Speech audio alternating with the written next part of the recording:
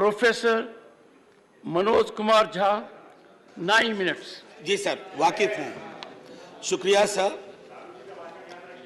बिल्कुल शुक्रिया सभापति महोदय। एक छोटी कहानी से शुरू करना चाहता हूँ। हमारे विश्वविद्यालय में एक शिक्षक थे, वो कह रहे थे कि एक सेठ थे राजस्थान में, अचानक सांप सांप चिल्लाने लगे। तो लोग आए, बोले क्या हुआ? बोला देखो सांप अभी पेट पर से चल के चला गया। बोले काटा तो नहीं ना? बोला नहीं काटा नहीं, रास्ता देख गया है। So when I rise Professor, today, this is my court. Everyone in the house knows. Not of your university. sir, ये तो मैंने कहा है। sir, Go ahead. sir, I would want all of you to give me uninterrupted time. I'll not speak anything which is going to prick you or disturb your rhythm. What I wanted to say, sir, असल में कई वर्ष पूर्व भी देखा इस देश में, आज भी देख रहे हैं। जब बहुत बड़ी सत्ता आती है ना, तो कई ख्यालात आते हैं। कुछ अच्छे होते हैं और कुछ लगता है जिसको हम कहते हैं लोएस्ट हैंगिंग फ्रूट। मैं और मेरी सीनियर कलीग जया जी, हम लोग बात कर रहे थे, इतने पावर का करोगे क्या? कम है क्या? इतने राज्यों में सरकार है, केंद्र में सरकार है, 303 का बहुमत है। उसके बावजूद अगर किसी निर्वाचित सरकार को लेकर के ये आपकी प्रणाली हो, कार्य प्रणाली हो, जहां की सुप्रीम को 11 मई को सुप्रीम कोर्ट का ऑब्जर्वेशन हुआ, मेरे कई कलीग कह चुके हैं। संभवतः हमारी सरकार ने सोचा होगा कि वेकेशन में जाने से पूर्व उनको कुछ ऐसा पकड़ा दो कि अवकाश में भी वो सोचते रहे इसके बारे में। तो उन्होंने 19 मई को ये ऑर्डिनेंस लेकर के आए। तो अब जजों का काम था कि इस पर लगातार सोचते रहे। सर, इससे पहले कि मोटा मोटी कुछ बिंदु पे मैं आऊं, मेरे कुछ साथी वो जिन्होंने लोकसभा में वोट किया है, most likely they will do the same here. हालांकि लोकसभा के बारे में जिक्र नहीं करना चाहता था माननीय सभापति महोदय। डाइवर्सिटी शब्द का आप बहुत जिक्र करते हैं, हम सब उसमें रिजॉइस करते हैं, हमारी प्राइड है वो। लेकिन एक मंत्री महोदया डाइवर्सिटी बोलते बोलते बोल गई कि इंडिया इज कॉम्प्लिकेटेड। सर, बचपन से लेकर आज तक इंडिया कॉम्प्लिकेटेड नहीं लगा कभी। ये रिकॉर्ड में है पार्लियामेंट के, इसलिए मेरी चिंता है। इंडिया कॉम्प्लिकेटेड नहीं है सर, बड़ा सहज स्वभाव है इंडिया का, महासागर वाला है सर, सब कुछ समा जाता है, मजहब हो, धर्म हो, जाति हो, कौम हो, कोई हो। लेकिन इसको जब तालाब बनाने की आप कोशिश करते हैं तो महासागर तालाब नहीं बनना चाहता। सब फॉर ऑल दोज फ्रेंड्स, बड़ी अच्छी अच्छी बात कही, equi distance. Sir, equi distance का मतलब होता है न्यूट्रलिटी। जब चूहे की पूंछ पे हाथी का पांव पड़ा हो तो न्यूट्रलिटी, उस चूहे से पूछिए कि उसको कैसा लग रहा है। तो मैं समझता हूं, इसलिए सर एक शेर अर्ज किया है, आज बड़े शेर पढ़े गए हैं, सुधांशु जी ने पढ़ा, तो मैं भी एक अर्ज करता हूं सर।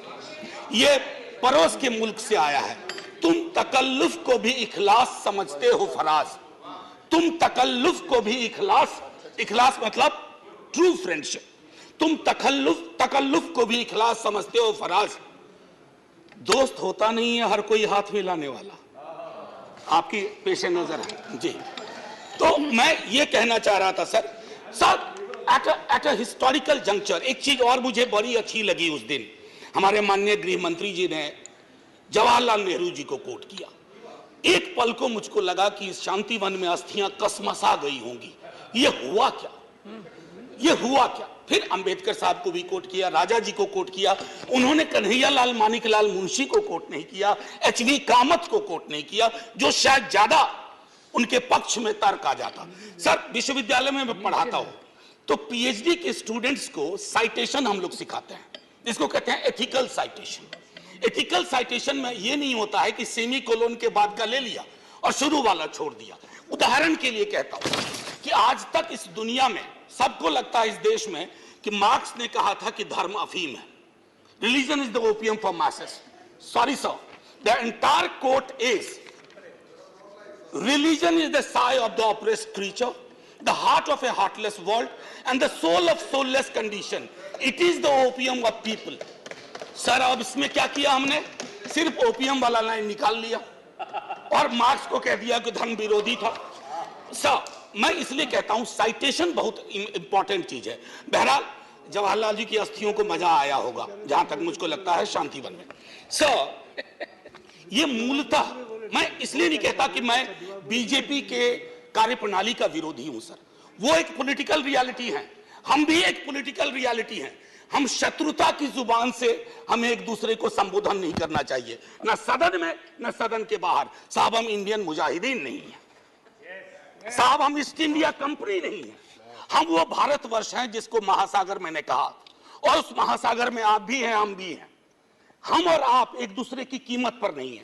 तो सर मैं ये कहना चाहता था कि ये प्रतिगामी बिल है सर, आपको घंटी नहीं बजाना पड़ेगा, मैं प्रॉमिस करता हूं, पक्का उसी में खत्म कर दूंगा। सर प्रतिगामी मैंने क्यों कहा, दुनिया देख रही है कि हम कितना प्रोग्रेसिव लेजिस्लेशन ला रहे हैं। सर ये मुझे जो चिंता इसमें ये हो रही है कि माननीय सर्वोच्च न्यायालय ने एक निर्णय दिया, सर कुछ सोच के दिया होगा ना। आप अक्सर कहते हैं कि नेहरू नहीं चाहते थे, अरे नेहरू 56 में नहीं चाहते थे, 67 वर्ष बीत गए हैं, हकीकत नहीं बदलती क्या। नेहरू के टाइम में हम सार्वजनिक क्षेत्रों में कितना ध्यान देते थे और आज हम बेचने पे ध्यान दे रहे हैं। ये फर्क आया है ना सर, चूंकि ये फर्क आया है तो हर हकीकत में फर्क होता है।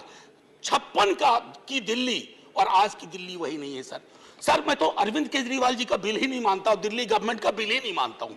मैं तो ये मानता हूं कि सर अगर ये प्रयोग सफल हुआ, अगर सांप ने रास्ता देख लिया, तो कल को उन पर भी गाज गिरेगी जो आज न्यूट्रलिटी और इक्विडिस्टेंट के नाम पर न जाने क्या क्या सोच रहे हैं। सर हम तब भी आपके साथ होंगे, ये तो गारंटी है सर, हमारे पास कोई विकल्प ही नहीं है।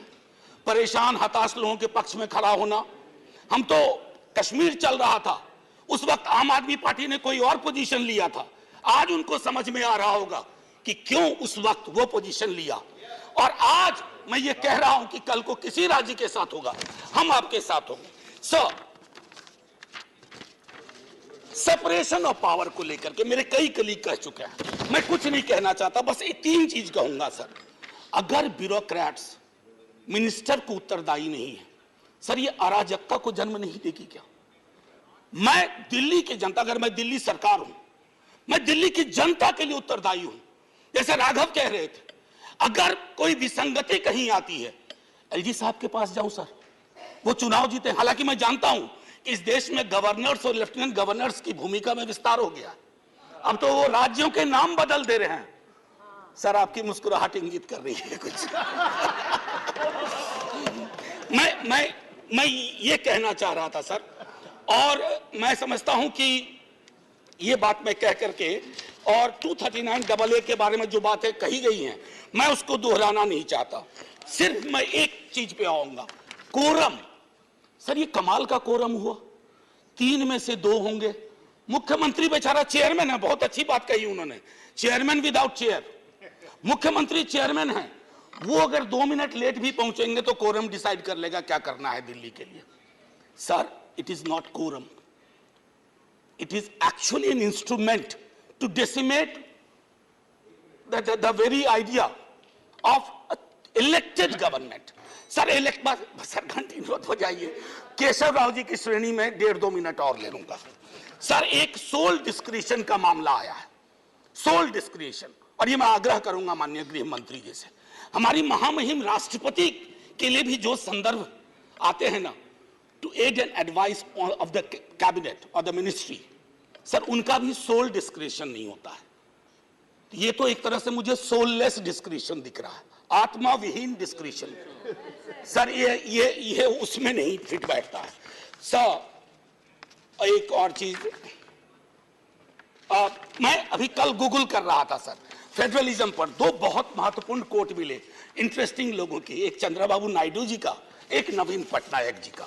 वो कोट मैं पढ़ना नहीं चाहता हूं, बस मैं बता देना चाहता हूं। आखिरी सर, ये पेशे नजर तमाम लोगों के जो कहते हैं, अपील करते हैं कि साहब मदद करो इस बिल पे, तो दुष्यंत जी कह के गए थे कि उनकी अपील है कि हम उनकी मदद करें, चाकू की पसलियों से गुजारिश तो देखिए।